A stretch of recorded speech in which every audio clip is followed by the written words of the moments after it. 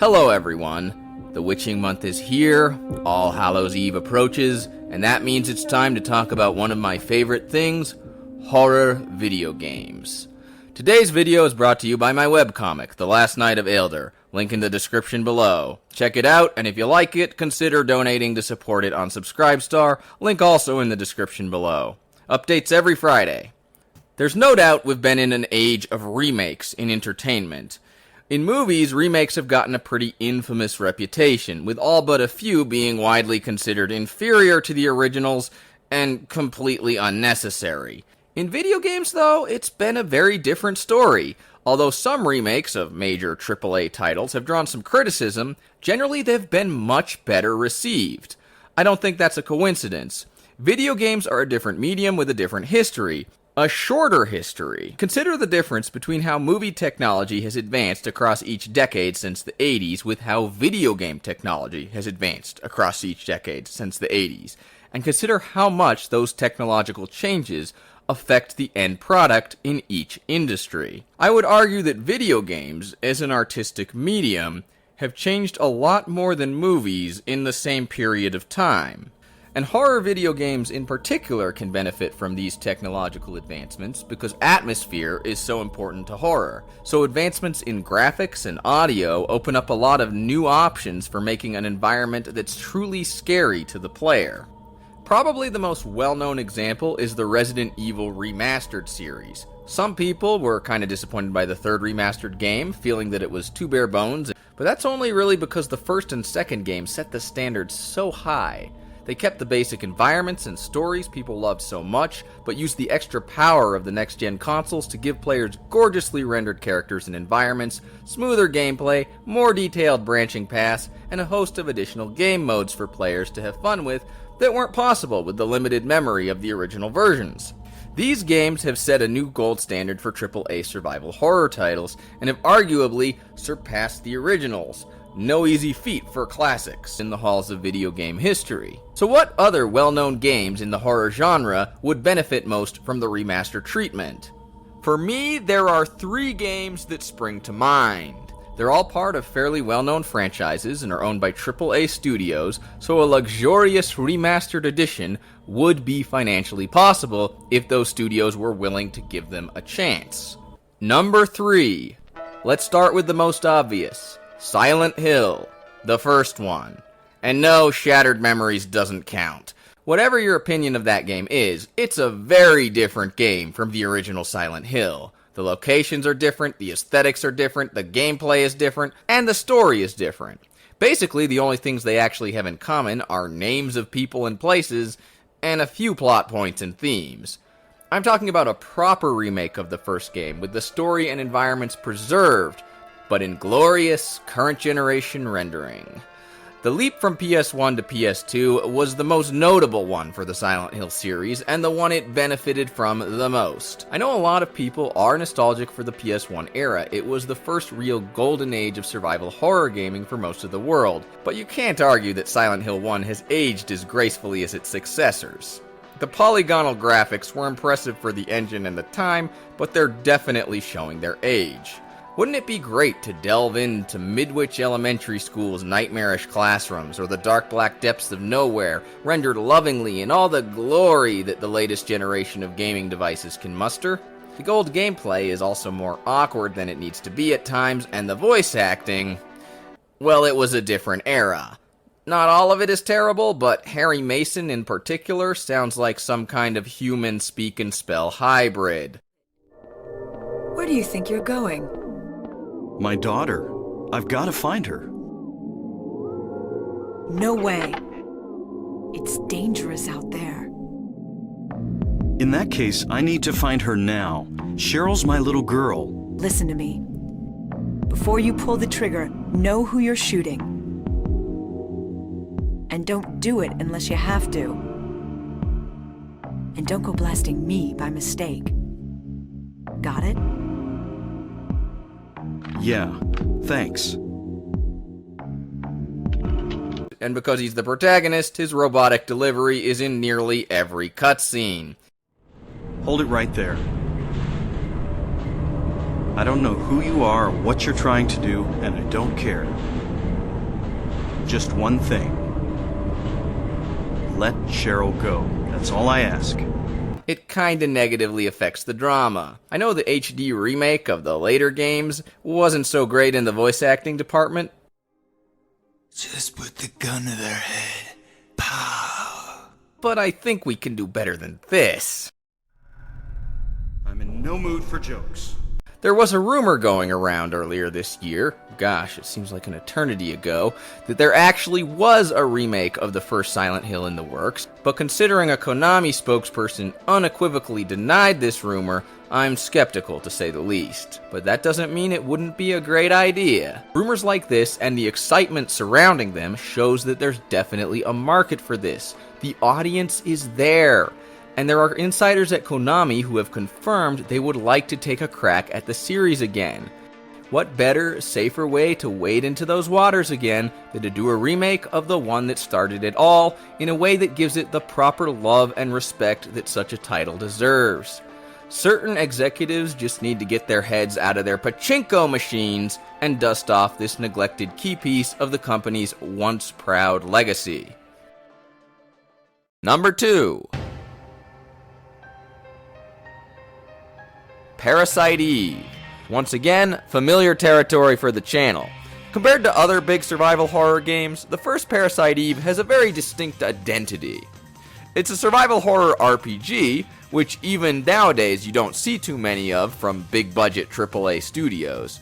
In fact, when I Google horror RPG, the first recommended link is a top 10 list that includes Resident Evil 7 and Mad Father. Those aren't RPGs. Not just the mechanics, but Parasite Eve's setting and presentation set it apart. New York City looks so glamorous in this game, it makes me want to visit, and I'm not really a big city person. Locations like Carnegie Hall, Central Park, and the Chrysler Building all make the game feel rooted in this incredible sense of place, and make the scope feel grand, even though the levels aren't all that big compared to other 3D RPGs of the time. The plot is also something a bit unique. Parasite Eve the game is famously based on a best-selling Japanese horror novel written by a pharmacologist who used real-life biology as inspiration for the premise. It gets a lot more into hard science fiction than is the general norm for survival horror or video games in general. It makes the game feel more grounded and realistic, even when lightning is flying and people are spontaneously combusting. Parasite Eve also does a great job of holding interest by intertwining personal stakes with the science talk, with an enemy who can turn human bodies against themselves, and a main character who's forced to question her own humanity. I'm not saying you have to have a very high IQ to understand Parasite Eve, but in an age when mainstream entertainment seems to constantly be getting more dumbed down to cater to the lowest common denominator, the game has a refreshing amount of respect for players' intelligence. The sequel, Parasite Eve 2, was a decent enough game, but it lost some of the first game's unique flavor. The main setting changes locations from New York City to the small desert ghost town of Dryfield, and the game has a lot more backtracking than the first one. It feels smaller and less unique because of that. The setting is a lot more similar to something you might see in a Resident Evil or similar game. The third game, which didn't come out until 10 years later, went completely off the rails. The third birthday brought the location back to New York City, but ditched basically everything else the series was associated with. The RPG elements were ditched in favor of making the game a pure third-person action shooter, and the plot was a nonsensical mess about time travel full of unlikable characters doing stupid things. The game managed to have almost nothing in common with the rest of the series besides a few major characters, most of whom are treated pretty poorly. The third birthday came out almost 10 years ago, and it left the series' storyline in quite a mess. But interest in Parasite Eve definitely still lingers. Videos about it on YouTube get views, people are making fan games, and so on. Since the third birthday left the Parasite Eve continuity in a bad place, and neither sequel fully recaptured the magic of the first game, it'd be ideal to reboot the series by resetting the story back to square one. The first game still looks remarkably good for its time, thanks to its extremely appealing visual design and great-looking pre-rendered locations. A direct remastered version of these settings and cutscenes would be gorgeous. The The game can also have full voice acting, and some of the longer exposition scenes could probably be shortened, although personally I want them to stay as true to the original plot and dialogue as possible, because frankly, I don't trust Square Enix's current writing staff like that. With the gameplay, on the other hand, there's lots of room to innovate. Survival horror and RPGs have both come a long way since 1998, with a variety of advances to make them more immersive, action-packed, and generally more fun for the normies. A Parasite Eve remake would be a spectacular way to rekindle the passion of the old fandom while introducing the series to a whole new generation, like the third birthday was supposed to before it collapsed into whatever that was. And the number one survival horror game that needs to be remade, in my humble opinion, is Clock Tower 2: The Struggle Within, aka Clock Tower Ghost Head. If you want to know about the game's two different names, check out my other video on the Clock Tower game chronology. This one is a bit of a different choice than the others. The Struggle Within isn't the most natural starting point to relaunch the Clock Tower series. It's not a beloved classic. In fact, the game is infamous for being incredibly frustrating. But that's the thing. Clock Tower 2: The Struggle Within has an enormous amount of unfulfilled potential. The core concept is fantastic for a survival horror game, both for a story and for the game's mechanics. The game's protagonist is Alyssa Hale, a timid 17-year-old girl who was just released from a mental institution and comes home to find sinister things are afoot. The twist is that Hale has a split personality, a male alter ego named Bates, who's a violent, foul-mouthed psychopath. This is where the game's brilliance shines through. During the game, players can change between Alyssa and Bates by fulfilling certain conditions. Alyssa carries an amulet that prevents Bates from taking control, which can be stowed in various places. While she doesn't have the amulet, anytime Alyssa is threatened, she'll be taken over by Bates. Playing as Bates has both advantages and disadvantages. Bates is better at combat, but worse in any situation that requires social tact or basic decency. So there are times when entering situations as Alyssa will get the player killed, while Bates will fight on through. For on the other hand, there are points where Alyssa will be able to get through a situation peacefully, while Bates will antagonize people until it gets violent. There are also subtler moments where the two have different game effects. For instance, at one point, the player will come across a nurse who's preparing to commit suicide. Alyssa will talk her down, while Bates will basically tell her to do a flip. And she will. This affects the game's ending. If you're thinking this all sounds pretty awesome, it is, at least in theory. So why isn't Clock Tower 2: The Struggle Within well liked? In short, game design. The game design of Struggle Within isn't so much bad as actively evil. For example, Chapter 2, a hospital level, gives the player no guidance on what to do. The only way to progress is to trigger a bunch of events by interacting with a series of objects and people that aren't labeled in any way. Some of these events only trigger when playing as Alyssa, and some only trigger while playing as Bates. Some of the items also look extremely inconspicuous, like a nightstand that looks exactly the same as every other nightstand by every bed in every room in the level. So to beat the level without a walkthrough, you have to wander aimlessly through it, inspecting absolutely everything twice. Once as Alyssa and once as Bates. During this entire time, you have to take out zombies. Yeah, the game has zombies. And while playing as Alyssa, the only way to do this is to pick up items to throw at them. But every thrown item is only one use, and there aren't that many of them in the level, so you have to backtrack through a good chunk of the level each time you encounter a zombie to a place where a thrown item respawns. At the end of all this, there's a boss battle of sorts that consists of a rail shooter segment in which 20 zombies advance slowly on you and you have to shoot them. The catch is, unlike every other time you shoot a gun in the game, this gun won't fire unless you're hovering the crosshair over an exact pixel-perfect spot on each zombie's head. These spots are, surprise surprise, not marked in any way. The only way to hit them is to hover the cursor over the head of each zombie as they weave around until an indicator pops up that you can shoot. And you better be quick on the trigger before you lose the magic pixel again. Repeat this 20 times. And don't screw up or you die. Fun!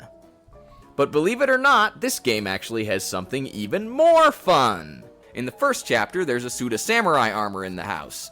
If you look at it after coming out of the bathroom, and only after coming out of the bathroom, any other time it won't do anything, it will come alive and attack you. Now you might think making something attack you is bad, and you'd want to avoid it. But if you don't activate the armor in Chapter 1, later in Chapter 3, the same suit of armor will fall through the ceiling and kill you. This is an unavoidable cutscene death that makes the game unwinnable. The only way to progress further is to restart from Chapter 1, which means you have to play Chapter 2 again. And if you think the game might give some kind of hint beforehand about the importance of activating this suit of armor, you clearly haven't been paying attention. What? That's the evilest thing I can imagine! This is just the very worst stuff. There's plenty of other obnoxious, unfair things that seem like they're designed to punish the player in ways that are impossible to prepare for unless you consult a guide. And even a guide won't help with some segments. It's like the developers actively wanted to make players miserable. Clock Tower 2, The Struggle Within, has a great concept, coupled with some of the most malicious, outright trollish game design ever. It results in an experience that's not fun, not scary, not challenging in any way that's satisfying, it's just tedious and infuriating. But it has so much potential, so fix it. There's a great game in here, it's just not the one that was actually made. Streamline the gameplay, drastically redesign the levels, give the player some in-game guidance on where they need to go and what they need to do, keep the basic story and premise of switching between the two different personas throughout gameplay, and you could have a really special, memorable survival horror game. But this time in a good way. So that's my top 3 survival horror games that need remakes. Do you agree? Do you have your own choices that didn't make the list? If so, please tell me about them in the comments. If you liked the video, please leave a like and subscribe to see more. It also helps me out with the algorithm, allegedly. Although one of my subscribers said he hasn't been getting notifications, which honestly I already suspected was happening to a lot of my subscribers. YouTube is clearly trying to manipulate the type of content people watch with the algorithm, and I think this channel has basically taken collateral damage from that. Unfortunately, I don't know how to fix this except to encourage you to check the channel periodically to see if we've posted anything new, even if you're already subscribed. Also, you can subscribe to or bookmark the backup channel on BitChute. Thank you for watching, everyone. Enjoy your Halloween.